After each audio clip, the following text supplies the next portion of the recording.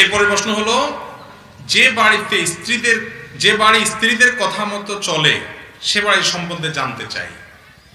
গ্রাম অঞ্চলে ভাই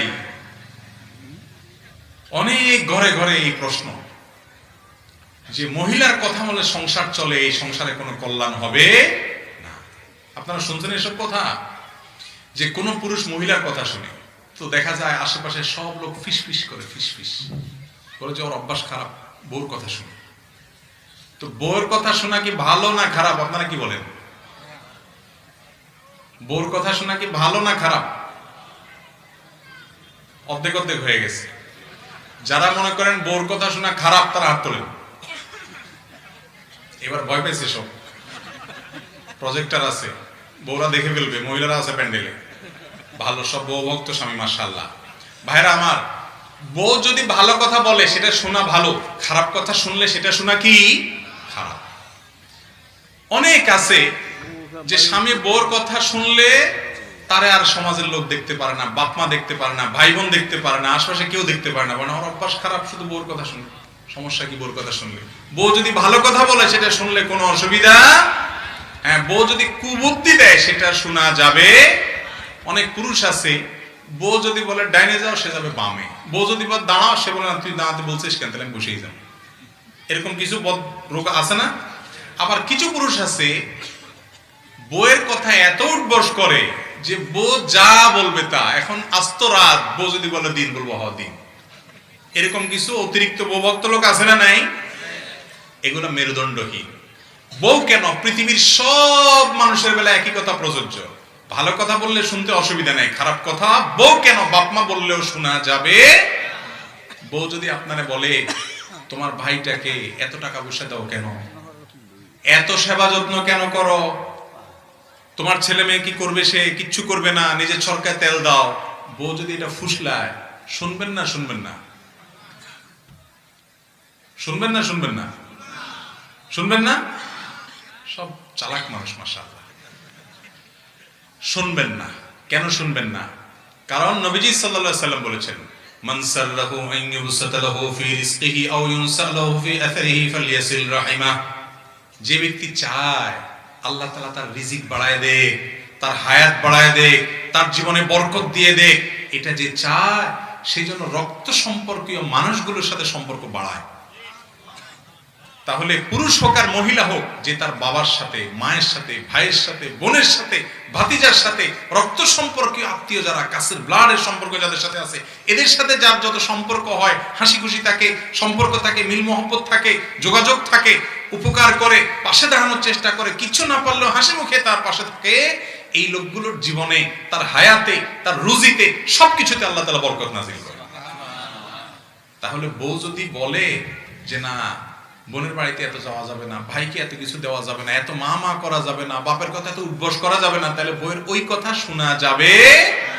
বলতে হবে বউ তোমারে ভালোবাসি ঠিক আছে, কিন্তু আমার রাসূল যা বলছেন তুমি তার উল্টাটা বলছো, অতএব সরি মানতে পারলাম না। পারবেন? যদি মাইর খাওয়া লাগে খাবেন, তারপরেও পারতে হবে, চেষ্টা করবেন না ইনশাআল্লাহ।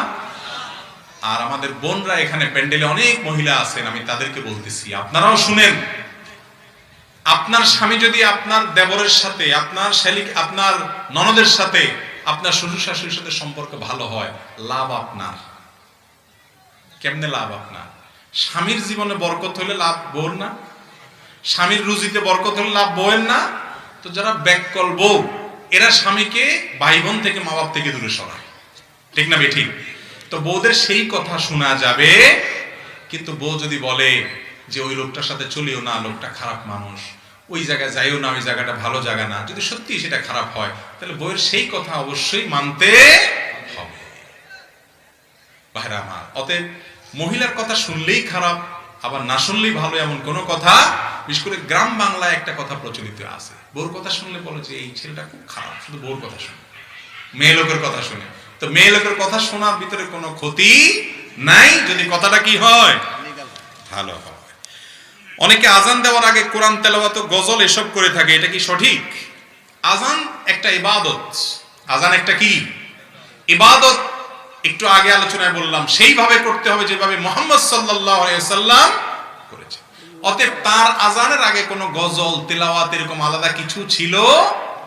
আপনি মাইক টেস্টিং করতে পারেন, ঠিক আছে, মাইক ঠিকঠাক আছে কিনা হো হা করতে পারেন, কিন্তু আপনি অনেক জায়গায় দেখবেন আজানের আগে অনেকক্ষণ ধরে এটা পড়ে সেটা পড়ে দুরুদ পড়ে। আরে ভাই, দুরুদ আজানের পরে পড়া সুন্নত এবং সেটা আজানের সাথে সম্পৃক্ত না। আজানের পরে সবাই ইন্ডিভিজুয়াল দুরুদ পড়বে এবং আজানের দোয়া পড়বে, সেটা হাদিস দ্বারা সাব্যস্ত। কিন্তু আজানের আগে আসসালাতু ওয়াসসালামু আলাইকা ইয়া রাসূলুল্লাহ অনেক এলাকায় আছে। আবার আজানের আগে অনেকে গজল লম্বা আয়াত পড়ে না। ভাই, এগুলো কোরআন হাদিসে কোথাও করতে বলা হয়? আমাদেরকে আল্লাহ বলেছেন মা আতাকুমুর রাসূলু ফাখুযু, রাসূল সাল্লাল্লাহু আলাইহি ওয়াসাল্লাম তোমাদেরকে যেটা দিয়েছেন সেটাকে ধরো। আপনি একজন মুসলমান হিসেবে খুঁজবেন যে রাসূল সাল্লাল্লাহু আলাইহি ওয়াসাল্লাম আজানের আগে এরকম কিছু করতে বলেছেন কিনা, বলেন নাই তো আমরা কেন করব? মাইক টেস্টিং করতে পারি, সেটা তো ভিন্ন বিষয়। ইবাদত হিসাবে করতে হলে অবশ্যই সেটা থাকতে হবে কোথায়? নবী করিম সাল্লাল্লাহু আলাইহি ওয়াসাল্লামের হাদিসে অথবা আল্লাহ। মসজিদের সামনের কাতার ফাঁকা রেখে মাঝখানে দ্বিতীয় কাতার শুরু করার বিধান কি? সুন্দর একটি প্রশ্ন। অনেক মসজিদে দেখবেন আমাদের মুসল্লি ভাইয়েরা, মুক্তাদি ভাইয়েরা, আমরা জামাত চলাকালীন সময় চলে যাই, সামনের কাতারে ডান পাশে বাম পাশে এখনো জায়গা ফাঁকা আছে, আরো দু চারজন দাঁড়াতে পারবে, এর মধ্যে দ্বিতীয় কাতার শুরু করে অনেকে, আছে না নেই? আপনাদের এলাকায় আছে এরকম লোক? যারা এই কাজটা করেন, অনেকে এটা এই জন্য করেন যে প্রথম কাতারের ওই কোণা পর্যন্ত যেতে যেতে ইমাম সাহেবকে আর ধরা যাবে না। ইমাম সাহেবকে যাতে রুকুর মধ্যে ধরা যায়, বিশেষ করে ইমাম রুকুতে গেলে তামাশা দেখা যায় বেশি, তাই না? যে ইমাম রুকুতে চলে গেছে, এখন যদি আমি যেতে যেতে ওই সামনের কাতারের ডান বা বাম কোণা পর্যন্ত যাই, ততক্ষণে ইমাম সাহেব বেচারা উঠে যেতে পারে, আমার রাকাতটা মিস হয়ে যাবে। এটা যাতে মিস না হয় জন্য দৌড় দিয়ে যায় আর দ্বিতীয় রাকাতে দ্বিতীয় কাতারে মাঝখানে বা কোনো এক জায়গায় দাঁড়ায় যায়। আছে না নাই? খুব খারাপ একটা অভ্যাস, খারাপ একটা রোগ। নবী করিম সাল্লাল্লাহু আলাইহি ওয়াসাল্লাম বলেছেন, যখন জামাত শুরু হয় তখন তোমরা দৌড় দিবে না। ফামশু ওয়া আলাইকুম বিসাকিনা, তখন তোমরা এমন ভাবে জামাতের দিকে হাঁটবে যেন তোমাদের উপরে সাকিনা, তোমরা প্রশান্ত চিত্তে তোমরা না আপনার হাঁটবে, অর্থাৎ ধীরে ধীরে ধীরস্থিরতার সাথে সুকুনের সাথে তোমরা যাবে, তাড়াহুড়া করে যাবে না। কেন তাড়াহুড়া করা যাবে না? আল্লাহর ইবাদতে শামিল হতে যাচ্ছেন, যদি আপনি জোর দিয়ে যান, হাঁপাইতে হাঁপাইতে যান, তো আপনার মনোযোগ নষ্ট হবে নামাজের মধ্যে, আপনি পড়ে অ্যাক্সিডেন্ট করতে পারেন। ধীরস্থিরতার সাথে যাবেন। গুরুত্বপূর্ণ কোনো ব্যক্তির সাথে, একজন এমপির সাথে সাক্ষাৎ করতে গেলে আপনি দৌড় দিতে দিতে হাঁপাইতে হাঁপাইতে যায়, হাঁপাইতে হাঁপাইতে তার সামনে ঢুকবেন, যাওয়ার আগে কত পরিপাটি হবেন, সব ঠিকঠাক করবেন, পোস্টপাস দিবেন, সব ঠিক আছে কিনা, এরপর ঠান্ডা মাথায় প্রবেশ করবেন, ঠিক না বেঠি? তো আল্লাহর দরবারে যখন যাবেন এরকম দৌড় দিবেন না। অনেকে দৌড় দেয় জামাত ধরার জন্য, যে রুকু যাতে মিস না হয়ে যায়, জামাত যাতে মিস না হয়।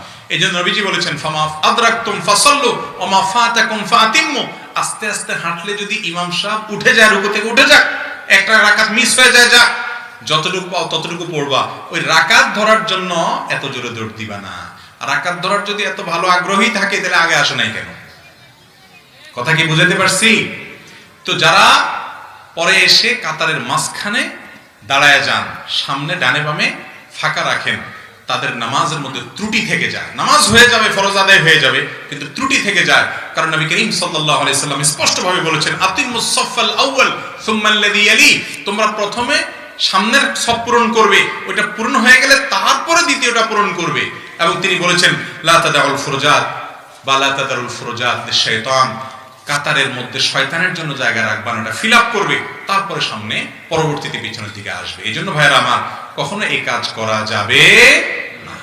তবে নামাজটা কোনো মতো হয়ে যাবে, পূর্ণাঙ্গ হলো না যদি আপনি কাতার ফাঁকা রেখে আসেন। অবশ্যই কাতার পূর্ণাঙ্গ করে তারপর দ্বিতীয় কাতার পরবর্তী কাতারে দাঁড়াতে